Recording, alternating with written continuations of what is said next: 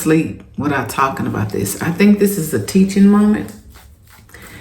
Right now, I'm looking at a young lady. Her name is Isis. Her channel is called The New Trophy Wife.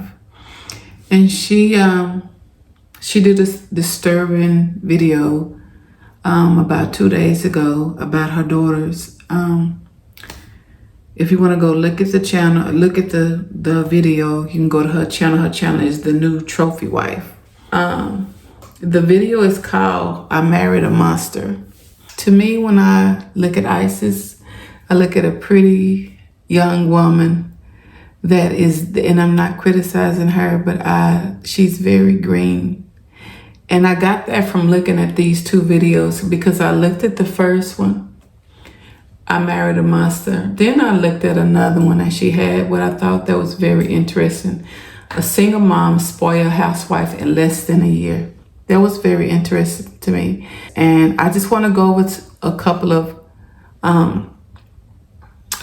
pieces of her video. Trophy Wife. Today I'm going to be sharing my story with you guys about how I went from being a single mom to a spoiled housewife in less than 1 year.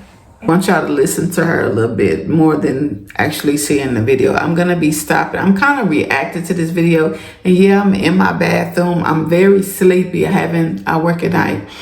I haven't been asleep yet. I'm very sleepy, but I thought this video was so important to do. So you can kind of just hear what she's saying. I'm just going to go through bits and pieces of this. I'm not going to do the whole video.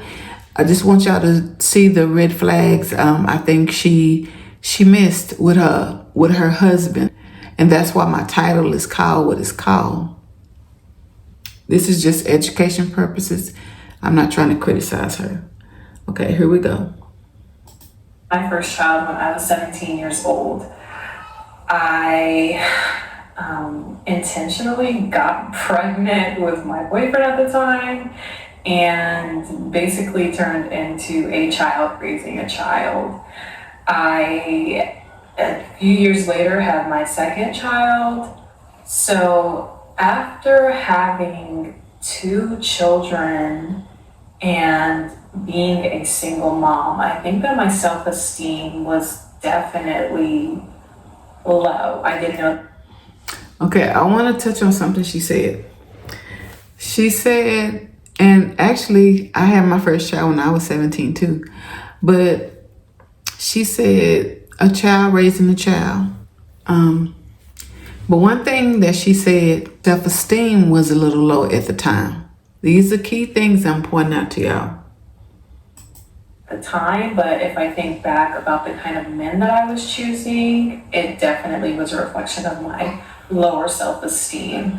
I think that growing up, I was not taught the kind of men that I should be looking to attract and be in a relationship with. My mom drilled into me, oh, go with the man that's going to be the best breeder. And I think society drilled into me to go after the thug, the street dude, the swag type dude, or whatever you want to call it. Now that's another red flag. I want to touch on something she said about what her mom was saying, and I guess she said go for the best breeder. She was taught society, she picked street dudes. I think this is so important. So I need to read this to y'all. This is a very old book. She said, and I think she said that she heard she was 7 and it changed her whole life. And that's how she pretty much ended up with her husband. Because she was looking for hypergamy. She was looking for somebody to help raise her boys.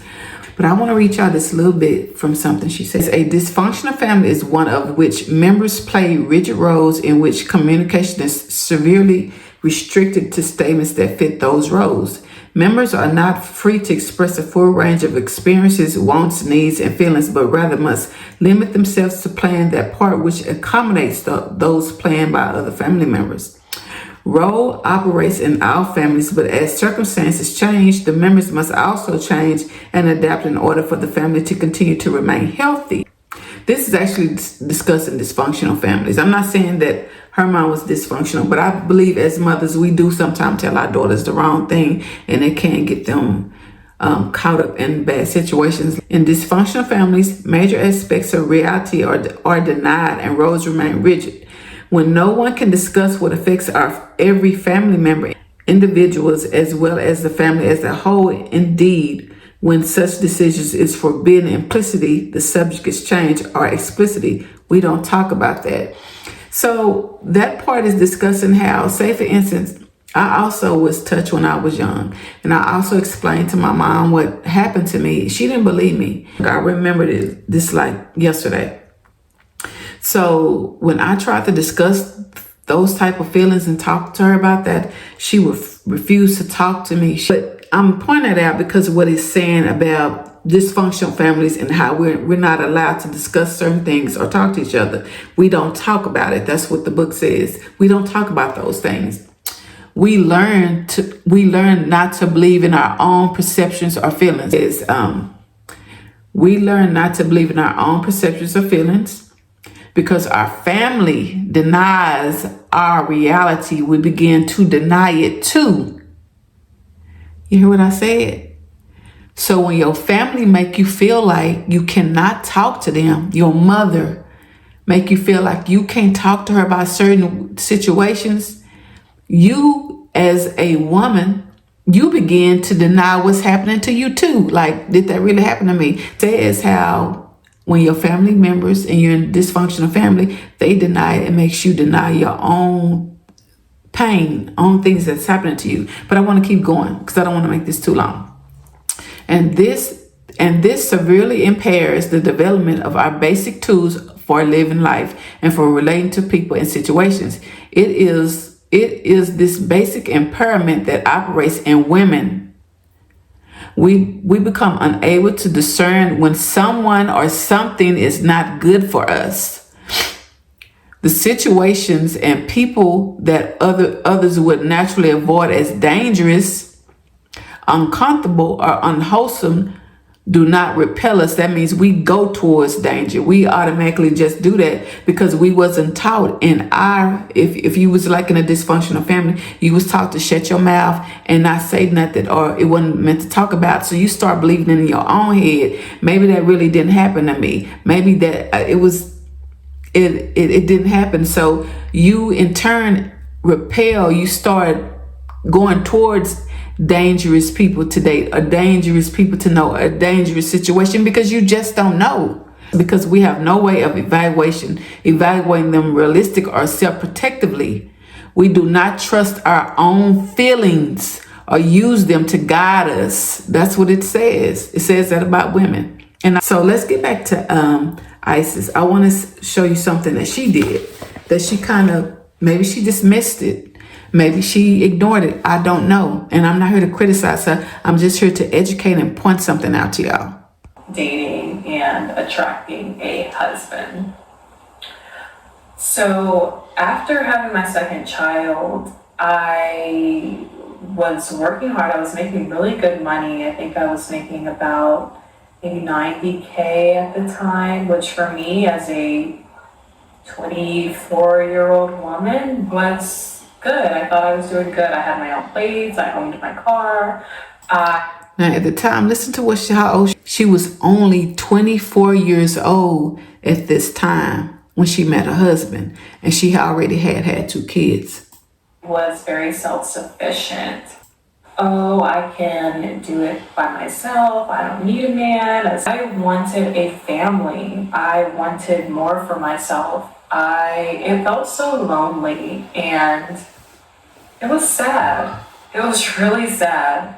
And it was, I'd say, one of the lowest points of my life. And I realized that I don't want to do this on my own. I don't want to raise these boys on my own. I want a family. I want someone that I can love, someone that loves me and my children.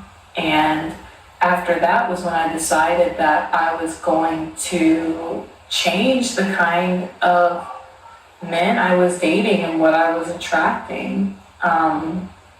It was very different. My husband and I have a 20-year age gap, and he was not the first older man that I dated. I actually dated someone like 10 years older than me.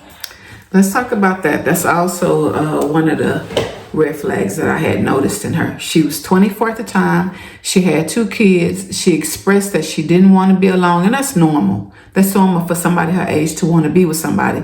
So she expressed she was alone.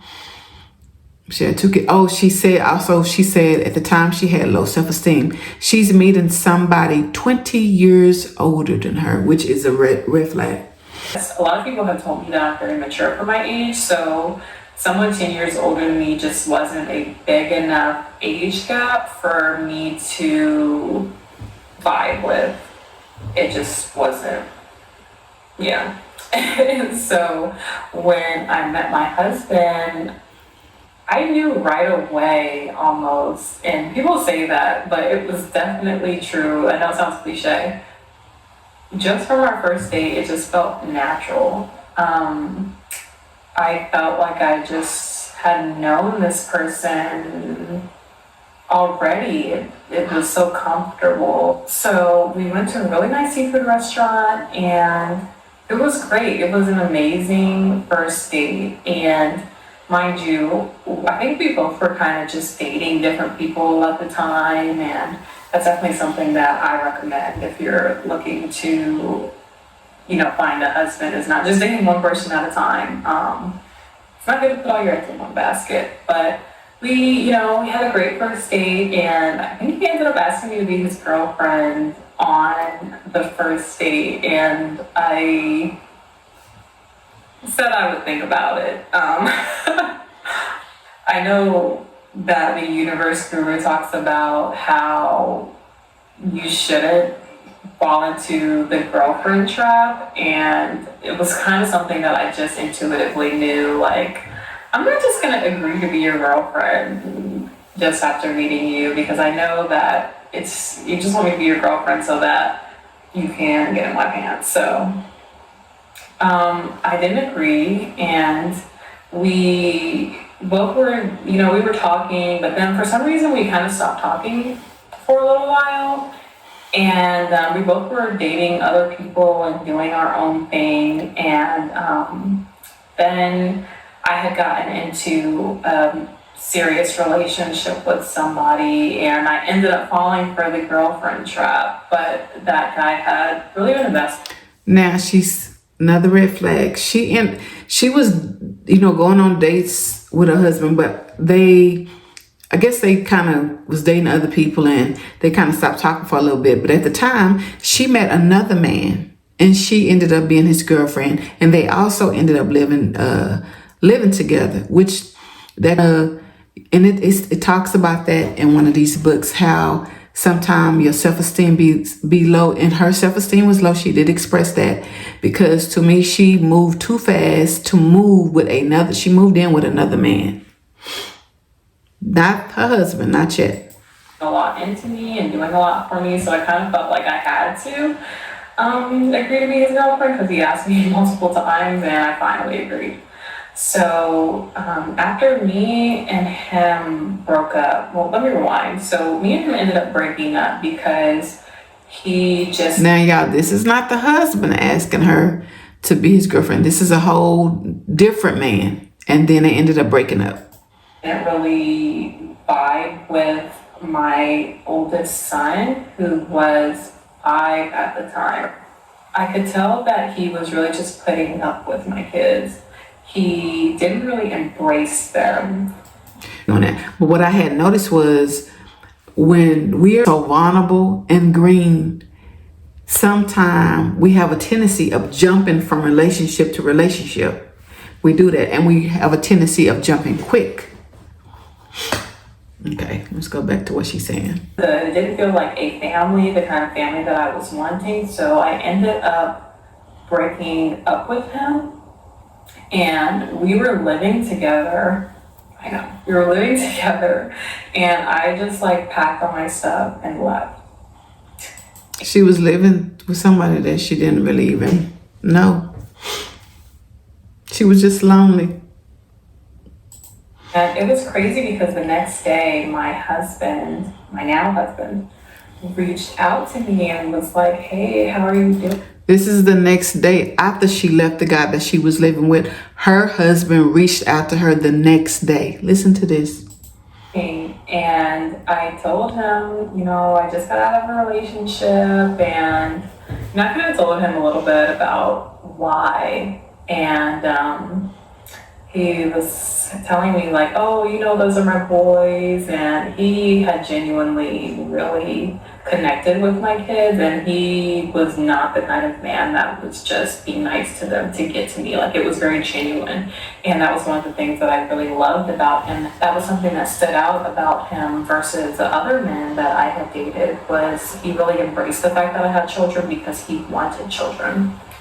And so, he was talking, my lease was going to be ending very soon, which is why I went ahead and moved in with my person that had became my ex. We started living together, and I told my husband, I was like, hey, it was so embarrassing to admit, but I was like, I need a place to stay because my lease is ending, and I just broke up with my boyfriend, and maybe even if it's just like for a couple weeks, it's okay.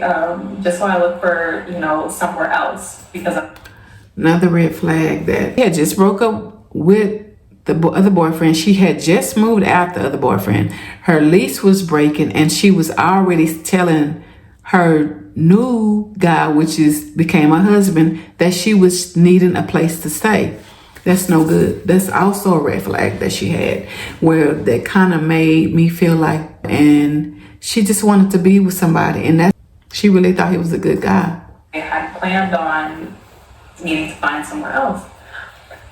And he was saying, well, if you're going to live with me, it's going to be as my wife, not as my girlfriend. And I was like, well, how spontaneous are you? And he laughed, and he said, very spontaneous.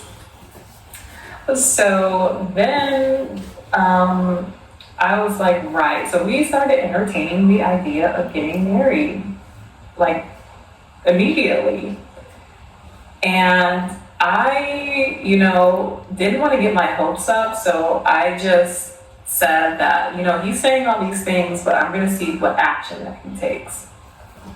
And so I had just got paid, and I was like, okay, it seems like we're really talking about seriously entertaining the idea of getting married. So I'm going to go and get the wedding ring. We were talking about getting married like the next week, and he was out of town in Colorado, so we hadn't seen each other. This was all talk over the phone, over FaceTime. So I went and got his ring. I think I paid like $300 for it. It wasn't like a super flashy ring like the one he has now, which is completely a lot better. But I went. Okay, that is very masculine energy. Two things that she said that I noticed. She said, how spontaneous are you? That lets me know she was already putting it in her head, well, I can go ahead and marry this guy. Then she turns around and big red flag. She bought him a ring, a $300 ring, she said she purchased for him.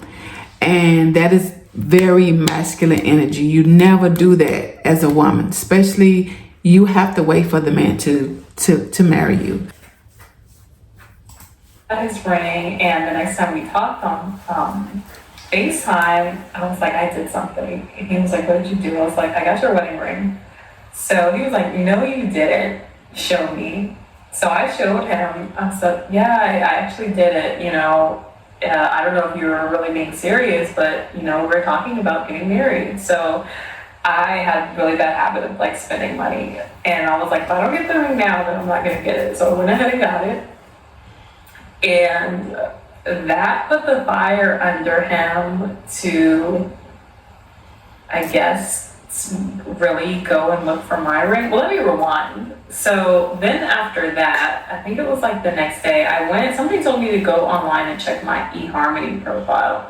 So I went on there, and I saw that he had updated his picture, and I was like, oh no, this dude is playing around. Like, I'm glad I didn't spend a whole bunch of money on this ring. Like, he was just playing. And I screenshotted it and sent him a picture, and I said, it doesn't seem like we're on the same page, so See, the whole time, she's 24. He's 20 years older than her. He had updated his profile. He wasn't really thinking about marrying her. He, to me, had no intentions on marrying her, just from the stuff she's saying. But I felt like it was a red flag, and she just didn't, maybe she didn't catch it because, like she said, she had low self-esteem. She was lonely. She's 24. She don't know much at that age. We're going to go ahead and stop this video. Single mom to spoiled housewife in less than 1 year. We're going to go to I married a monster. A lot has happened since the last time that I recorded. I think the last time you guys saw me, I was in my second trimester, and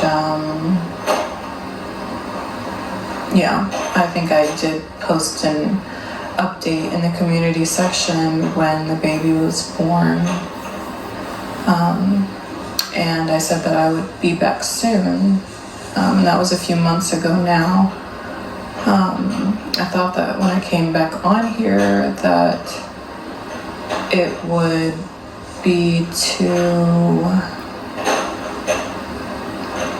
maybe do like some kind of newborn favorites or meet my new baby or something like that, but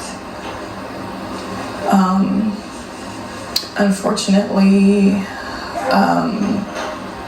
it's been a little over a month since I had to end up leaving my husband. I honestly don't even really know where to start with this, just because it's just such a hard topic. Very young women, a lot of women really need, especially when they're young, they need mentally, besides feminine, showing them how to look pretty and all of that, they really need that mental work done. And that's why I'm here, because I'm gonna keep doing it. And one reason why I'm doing this is because of my daughter, what happened to her. This is the book that I'm kind of reading from too, and it's so ironic. It's showing backwards. It says, when being in love means being in pain. Why do so many women become obsessed with the wrong man? Let's get back to her. I'm not going to play this whole video, her whole video. I feel like it is very, to me, a little bit disturbing to me. I feel so bad for her. I feel bad for her girls that I can't play the whole video. So I'm gonna play a little bit more of it, and then I'm gonna finish talking. It's like I built this channel and this whole brand around being, I wanted y'all to see her face, this man's wife, and trying to teach other women how to attract good men and provider men and all these different things. And I truly held my husband, or saw him, as the bar. Didn't realize that the person I married was actually going to be my biggest nightmare. Basically, when I first met my husband, I thought that man was my Prince Charming. So when I first met my husband, I thought that he was my Prince Charming. I thought that he was my knight in shining armor, and he portrayed himself to be this amazing, upright, righteous Christian man. I think shortly after we got married, and this is something that I haven't talked about, I started noticing like certain things changed with him. And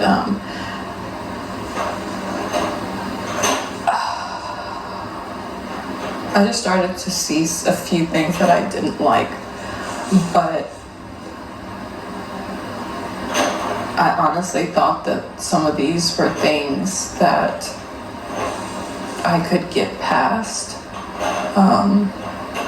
I want to talk about that too. She said he started changing. She started seeing things that she didn't like. She didn't know him. He was being who he really was, and he came out. And she said she thought she could get past it, but when you know deep down in your heart, in your mind, this person is not for you, cut them off. That's my advice to younger women, no matter what. Because now, besides learning femininity and how to look and how to be pretty, y'all got to learn mentally.